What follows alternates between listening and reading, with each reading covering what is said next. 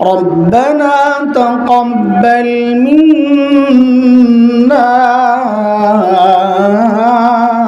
إنك أنت السميع العليم آمنت بالله صدق الله العلي العظيم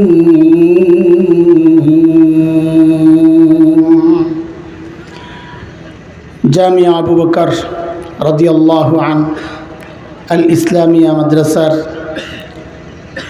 উদ্যোগে আয়োজিত আজকের এই বার্ষিক ওয়াজ ও দোয়া মাহফিলের মুহতারাম সভাপতি, অতিথিবৃন্দ, হাজরাত উলামায়ে কিরাম, মুরব্বিয়ানে আযম, দূর দূরান্ত থেকে আগত ইসলাম প্রিয় সুধী সমাজ, প্রিয় ছাত্র ভাইয়েরা, যুবক বন্ধুরা, পর্দার আড়ালের মা ও বোন, আল্লাহ সুবহানাহু ওয়া তাআলার অশেষ মেহেরবানি যে মহান মালিক লাখো কোটি মানুষ থেকে বাছাই করে প্রিয় এই জামিয়ার আঙ্গিনায় দ্বীনের নিসবতে কিছু সময় কাটানোর, কিছু কথা বলা ও শোনার তৌফিক আল্লাহ দান করেছেন।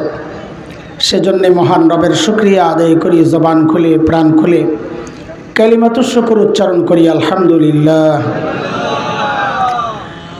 সময় যেহেতু একেবারেই কম, অল্প সময়ের জন্য আমার এখানে আসা। আজকে আমার মূল প্রোগ্রাম হচ্ছে মাদারীপুরে, এশার নামাজের পর 2টা প্রোগ্রাম আছে। সারাদিন আজকে দুস্থ বন্ধুদের আরজি আবদার রাখতে রাখতে আজকে আমি শেষ। গত আমাদের ভাই মাওলানা খালিদ সাইফুল আইয়ুব হাফিজাহুল্লাহর মেয়ের বিয়ে ছিল আজকে, তো রাত 2টা পর্যন্ত এই রান্নাবান্না ওখানে সময় দেওয়া, আবার আজকে 3:15 পর্যন্ত ওখানে সাভারে। আল্লাহ ভালোভাবেই আনছেন আলহামদুলিল্লাহ। যে আসরের পরে বসার ওয়াদা ছিল, আরেক দোস্তের একটা আরজি পেশ করেছিলেন আমাদের প্রিয় বন্ধু হযরতুল আল্লাহ মুফতি সাখাওয়াত হোসেন রাজি হাফিজাহুল্লাহ, ওনার কথা রাখার জন্যই আজকে এখানে আসা।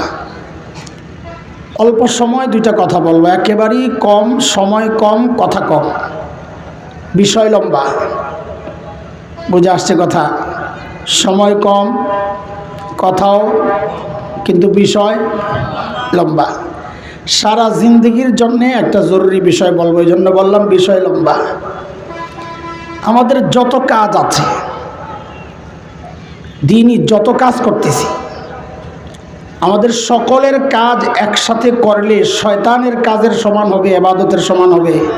জানেন জানেন না? জানেন না শয়তানের ইবাদতের পরিমাণ জানেন? একটা ইসরায়েলি রিওয়ায়াত আছে এবং হযরত কাব ইবনুল আহবার রাদিয়াল্লাহু আনহু তিনিও এই রিওয়ায়াত করেছেন। জালালাইন একটা তাফসিরের কিতাব আছে, ওটার টিকায় আছে ওয়াকানা মিনাল কাফিরিন, শয়তানের ব্যাপারে আল্লাহর এই বক্তব্যের পাশে ওই টিকাটা দেওয়া আছে। ইবলিসের ইবাদতের সময় কাল ছিল 1,84,000 বছর। ইবলিস ইবাদত করছে কয় বছর? 1,84,000 বছর। আমাদের এখানে আমরা যারা আছি তাদের পূর্বপুরুষ সহ সবার ইবাদত একসাথে করলেও কি 1,84,000 বছর হবে? হবে না। কিন্তু ফলাফল আল্লাহর একটা হুকুম আসছে, ফাখরুজ মিনহা ফাইন্নাকা রাজিম, তুই বের হয়ে যা। ঠিক আছে, তুই বের হয়ে যা, তুই অভিশপ্ত। ভাই, এই গোটা মাঠ যদি জাল টাকায় ভরা থাকে, এই টাকার কোনো মূল্য আছে? 1 টাকার মূল্য আছে? 1 টাকার মূল্য নাই।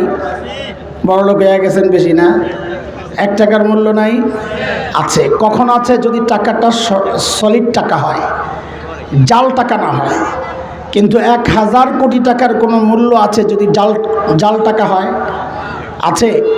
বরং কেউ সংরক্ষণ করলে তাকে জেলখানায়ও যাওয়া লাগবে। ঠিক কিনা বলেন? আমাদের এই সমস্ত আমল যদি আল্লাহ কবুল না করেন, তো আমাদের সব আমল ওই জাল টাকার মতো, এগুলার কোনো মূল্য নেই। এখন আমল কেমনে কবুল হয়, এর জন্যে কয়েকটা কথা আমি শোনাইতে চাই। আমার নিজের আমলের জন্যই আমি কথা বলি। আমার সমস্যা আমি আমাকেই বলতেছি, কারো যদি উপকারে আসে আলহামদুলিল্লাহ, আমার উপকার হবে ইনশাআল্লাহ। অল্প কয়েকটা কথা। তার আগে বলেন তো, কাবা শরীফের দাম জানেন? কাবা শরীফের দাম কত জানেন? কেউ জানেন না? জানেন? কাবা শরীফের দাম জানেন? হুজুর জানেন না? এটা তো মসজিদুল হারামের দাম। 1 লাখাতে 1 লক্ষ, মসজিদুল হারামের দাম। কাবা শরীফের দাম কত জানেন না? এই জাহিদ ভাই জানেন না? আমিও জানি না, তবে একটা অনুমান করতে পারি যে কাবার কারণে যেই মসজিদুল হারাম, কাবা কেন্দ্রিক চারপাশে যে মসজিদ, তাকে বলে মসজিদুল হারাম। এই মসজিদুল হারামে নামাজ পড়লে মসজিদে নববী আর বাইতুল মুকাদ্দাস, এই 2 মসজিদ বাদে দুনিয়ার যে কোনো মসজিদে নামাজ পড়লে যেই সওয়াব, মসজিদুল হারামে নামাজ পড়লে তার চেয়ে 1 লক্ষ গুণ বেশি সওয়াব। এইটা জানি। তো এটা অনুমান করা যায় যে কাবার কারণে মসজিদুল হারামের এত দাম, ওই কাবার কত দাম হতে পারে? খলিল ইব্রাহিমের দাম জানা আছে? সহজ কথা, যাকে আল্লাহ নিজের একান্ত বন্ধু এর স্বীকৃতি দিয়েছেন, ওয়াত্তাখাযাল্লাহু ইব্রাহিমা খলিলা বলে, আমার একান্ত বন্ধু।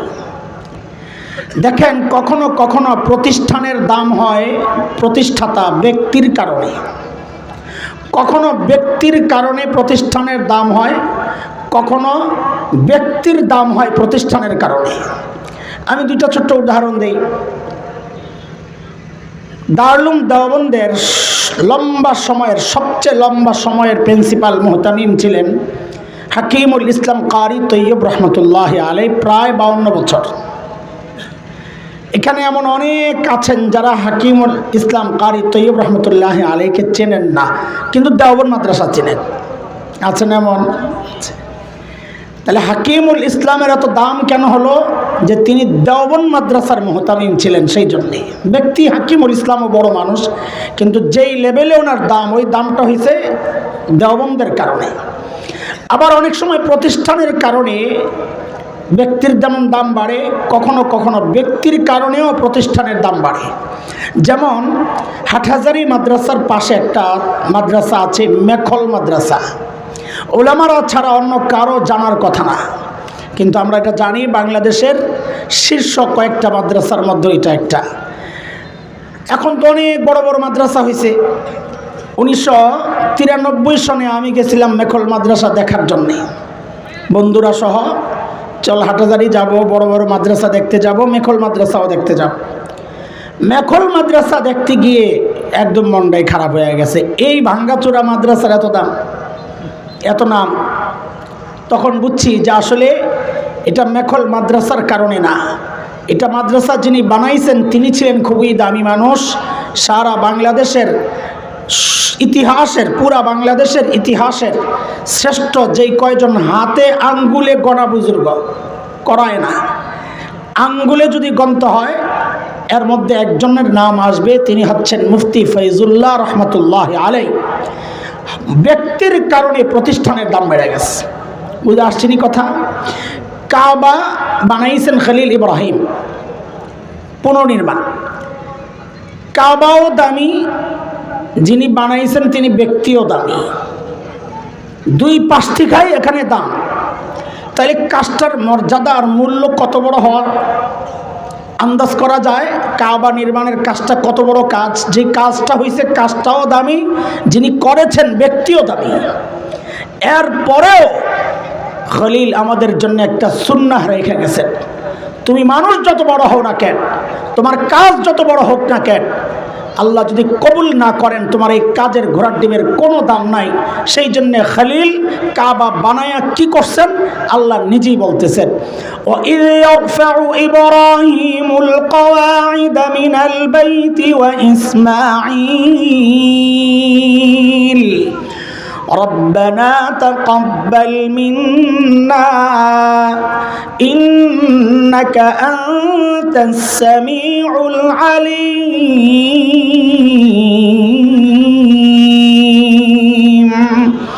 আল্লাহ কাবা তো বানালাম, বাপ বেটা দুইজনই আছে, দুইজন মিললেই দোয়া করতেছেন, আল্লাহ কাবা তো বানালাম, এখন আপনি যদি কবুল না করেন আমার এই কাজের কোনো দাম নাই। খলিলের মতো ব্যক্তিত্ব আশঙ্কা করতেছেন, আল্লাহ কবুল না করলে আমার কাজের কোনো দাম নাই। এই জন্য আমাদের বুজুর্গরা বলেন, যে কোনো কাজ করার পর আল্লাহর কাছে দোয়া করা, আল্লাহ আমার কাজটা তুমি কবুল করে নাও, তাইলে আশা করা যায় আমার আমল কবুল হবে ইনশাআল্লাহ। বুঝে আসছে কথা? চলেন তাড়াতাড়ি আরেকটা শোনাই, একটা করে শোনাইতে থাকি যে তখন আজান হয়, ঠিক আছে না ইনশাআল্লাহ। হযরত আদম আলাইহিস সালামের দুই ছেলে ছিল, নাম জানেন? আর তাড়াতাড়ি জবাব দেন, কি নাম? হাবিল কাবিল। এক ভাই আরেক ভাইকে হত্যা করছে, বলেন হত্যা করছে কে? কাবিল। শাবাশ, মাশাআল্লাহ। মাইরা এখন লাশ কি করবে চিন্তা করে গেছে। তো এই হত্যা করার আগে যে ঘটনা ওইটা আগে শুনেন। এক বোন ছিল আকলিমা, সুন্দর। আকলিমাকে বিয়ে করা কেন্দ্রিক দুই ভাইয়ের একটু ঝামেলা। নিয়ম অনুযায়ী বিয়ে করার কথা হাবিলের, কাবিলকে আমি নিয়ম মানি না। ঘাটতেরা মানুষ থাকে না কিছু, যে নিয়ম মানি না, আমি যা বলি তাই নিয়ম। তো দুই ভাইয়ের শেষে সিদ্ধান্ত হয়েছে, একটা কাজ করো, কোরবানি দাও, যার কোরবানি কবুল হবে সে বিয়ে করবে। তো কোরবানিও হাবিলেরটাই কবুল হয়েছে।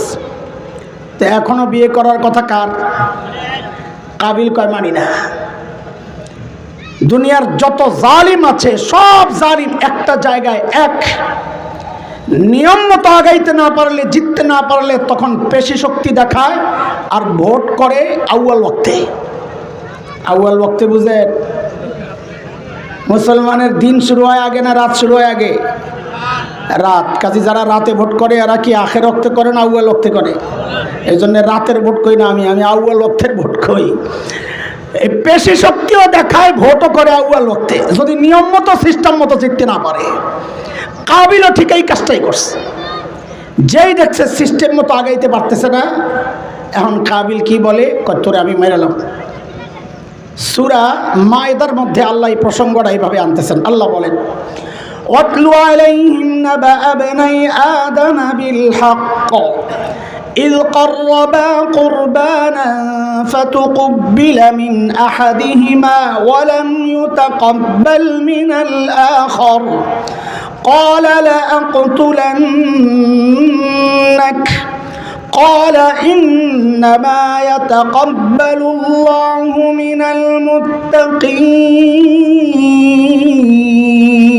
المتقين। কাবিল যাই কইছে তোরে মেরালাম। হাবিল বলে, ভাই আমার দোষটা কি? আল্লাহ তাআলার সিস্টেম হচ্ছে আল্লাহ কবুল করেন মুত্তাকির আমল। তুমি গুনাহ করছো, আল্লাহর হুকুম অমান্য করেছ, তোমার আমল আল্লাহ কবুল করেন না, এই দোষ কি আমার? এখান থেকেই মুহাক্কিক আলেমরা একটা মূল নীতি বের করেছেন, ইন্নামা ইয়াতাকাব্বালুল্লাহু মিনাল মুত্তাকিন। কারো মধ্যে যদি তাকওয়া না থাকে, গুনাহ চলে, নেকিও চলে, তো বুঝতে হবে তার আমল কবুল হওয়ার সম্ভাবনা কম। কারণ আল্লাহর সিস্টেম হচ্ছে আল্লাহ মুত্তাকির আমল কবুল করেন, অপরাধীর আমল আল্লাহ কবুল করেন না। আমাদের বাংলাদেশের অবস্থা কি জানেন? আমরা নেকি যাই করি সমান তালে না আরো বেশি গুনাহ করি। ঢাকার তেজগাঁও ভূমি অফিস, আমার এক ফ্ল্যাটের এক কাগজের একটু ঝামেলা হয়েছে। ঝামেলা বলতে বানান ভুল হয়েছে, ওরাই ভুল করছে। 8 জায়গায় 9 লেখস। তো এটা নিয়ে একটু ঝামেলা, আমার গেছি ঠিক করতে, ভুলটা ওদের। তো একটা ছেলে ছিল পরিচিত, বলে আমারে ওই স্যারের কাছে যান, ওই স্যারের কাছে গেলে স্যার অর্ডার দিলে কাজ হয়ে যাবে। স্যারের কাছে গেছি, এখন স্যার খালি আমারে হাইকোর্ট দেখায়। হুজুররা অনেক ঝামেলা, ওই দোতলা একজন আছে, ওর কাছে যাওয়া লাগবে, এখানে কিছু টাকা পয়সা দেওয়া লাগবে। ওখান থেকে আবার 3 নম্বর বিল্ডিং, ওখানে 3 তলা একজন আছে, ওখানেও কিছু টাকা লাগবো। ওখান থেকে 1 সপ্তাহ পরে আইবেন, এরপর এটা পাঠাইতে ওই ফাইল, মানে আমার যা আছে দেখাইতেছে, বুঝাইতেছে, অনেক কঠিন কাজ, টাকা পয়সা অনেক লাগবো। আমি তো আরেক ঘাউরা, টাকা দেবো না, ভুল করছো তোমরা, আমার রিক্সা ভাড়া দিয়ে আমি কষ্ট করে আইছি, আমি বইয়া রইছি। এর মধ্যে দিছে জোহরের আজান। কিছুক্ষণ পর আল্লাহর বান্দা আমারে কয় কি জানেন, হুজুর টাকা দিলে দেন, আমি নামাজে যাম। আমি এই নাম হইল বাংলাদেশ। দোস্ত, কাজ হবে না। ইবাদতকে আল্লাহর কাছে কবুল করাইতে চাইলে আগে গুনাহ ছাড়তে হবে। এটা আল্লাহর একটা মূলনীতি, ইন্নামা ইয়াতাকাব্বালুল্লাহু মিনাল মুত্তাকিন। বুঝে আসছে কথা? এক নম্বর কথা কি বলেছি, ইবাদত কবুল করাইতে হইলে কি করতে হবে? দোয়া করতে হবে। বলেন না, বলেন না, বলেন কি করতে হবে? দোয়া করতে হবে। আল্লাহ আমার আমলকে কবুল করে না, এটা সবসময় দোয়া করবেন, যে কোনো আমলের পরে দোয়া করবেন। দুই নাম্বার কি? গুনাহ ছাড়তে হবে, মনে থাকবে ইনশাআল্লাহ। তিন নাম্বারটা শোনেন, যেটা সময় আছে বলে ফেলি। বাসানচরে এক আল্লাহর বান্দা ঢাকা থেকে আসছে, বিয়ে করবে। রাস্তায় যেই চিপা দিয়া ঢুকছে, ওই একটা মোড় আছে, দুই পাশের দেওয়ালগুলা ক্ষত বিক্ষত, মানে গাড়ি ক্রস করার সময় যে দেওয়ালগুলো লাগে বোঝা যায়। এখন এক আল্লাহর বান্দা আসছে, বিয়ে করবে, জ্যামে পড়ছে, এনে মাটির ট্রাকের পিছনে পড়ছিল। আমি একবার পৈরাক মাহফিল শেষ করতে চাইছিলাম, আসতে আসতে সময় লাগছে। বেচারা আগেও রওনা দিতে পারে নাই, কারণ এর আগে ঘটনা একটা হয়েছে। কি সেই ঘটনা? স্যুট একটা বানাইতে দিছিল এক বড় ব্র্যান্ডের দোকানে, বিশাল ব্র্যান্ড। ডেলিভারি দেওয়ার কথা সকালবেলা। সকালে গিয়া দেখে সুবহানাল্লাহ, স্যুট যে বানাইছে হাতা একটা ঠিক আছে, আর একটা অর্ধেক। পোলাবেন টোটাল কয় হাতা হইল? 1.5 হাতা। কেন মামুর মতো কইতে পারো না 1.5 হাতা? 1000 1.5 হাতা। পোলাবেন মনে আসেনি পিছনে কথাটা, ভুলে গেছে তারা? হ্যাঁ, ভাবে তো লাগে। আচ্ছা বলেন তো, এই 1.5 হাতওয়ালা স্যুট নিবেন না ফেরত দিবেন? একটু জোরে কর। নিবেন না ফেরত দিবেন? কেন ফেরত দিবেন?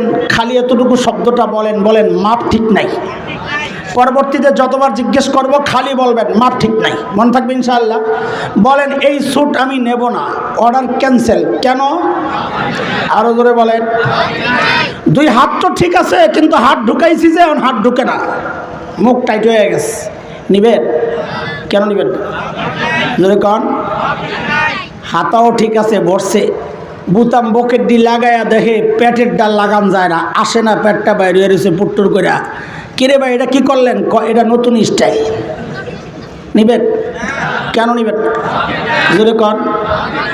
যদি একটা সামান্য স্যুট মাপ ঠিক না হওয়ার কারণে আপনি গ্রহণ করতে প্রস্তুত না হন, অর্ডার ক্যান্সেল বলে দেন, ঝগড়া লাগাইয়া দেন, মারামারি লাগাইয়া দেন, তো আল্লাহ তাআলা আমাকে আপনাকে যে আমলের অর্ডার করেছেন সেই আমল যদি মাপ মতো না হয়, আল্লাহ কেন কবুল করবেন? বলে আমার আমলের মাপ কি? তো আল্লাহ বলেন, লাকাদ কানা লাকুম ফি রাসূলিল্লাহি উসওয়াতুন হাসানাহ। তোমার রাসূল হচ্ছে তোমার মাপ। যে কোনো কাজ করবা তুমি তোমার রাসূলের সাথে মিলায়া নাও। রাসূলের সাহাবায়ে কেরাম যারা, যেহেতু নবী তাদের কথাও বলেছেন, তাদের আমলের সাথে মিলায়া নাও। আজানের আগে দুরূদ শরীফ পড়বা কি পড়বা না সিদ্ধান্ত তোমার। ভাই, তোমার পায়ে হাতটা রাইখা বলে যাই, মদিনাওয়ালার সাথে মিলায়া নাও। যদি মিলে তো করো, না মিললে ছাড়ো। কেন? মাপ ঠিক নাই। দুরূদ শরীফ বসে পড়বা না দাঁড়ায়া, শুয়া পড়বা না লাফায়া, দুরুদের পরে জিলাপি খাইবা না খিচুড়ি খাইবা, সব তোমার সিদ্ধান্ত।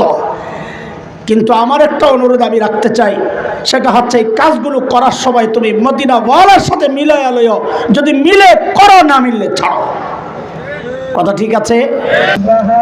আল্লাহ তাআলা আমাদের জীবনের সমস্ত আমলকে নবীর তরিকায় করার তৌফিক দান করেন। আজানের আগে দুরূদ শরীফ শুরু হয়েছে না?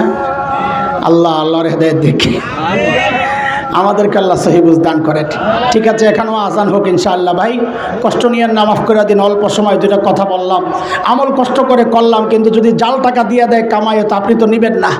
এই জন্য আমাদের আমলগুলো যেন সলিড হয়, এটা চেষ্টা করব। দোয়ার মাধ্যমে, গুনাহ ছাড়ার মাধ্যমে, সুন্নত তরিকায় করার মাধ্যমে, মনে থাকবে ইনশাআল্লাহ। আল্লাহ কবুল করেন। আমিন। ওয়া আখিরু দাওয়া আলহামদুলিল্লাহ।